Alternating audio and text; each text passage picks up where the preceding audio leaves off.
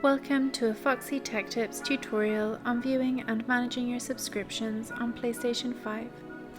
If you find this video helpful, please consider subscribing to my channel and liking the video. From the dashboard of PS5, move to the top and then go to the right until you get to Settings and open them. In Settings, open Users and Accounts.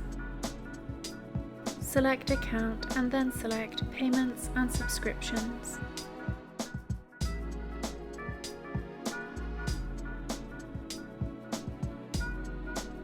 In Payment Settings, select Subscriptions.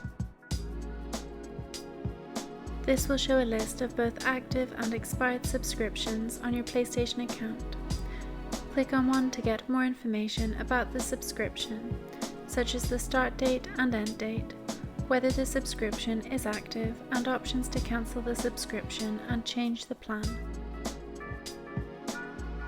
You can easily manage your subscriptions on PlayStation 5 this way.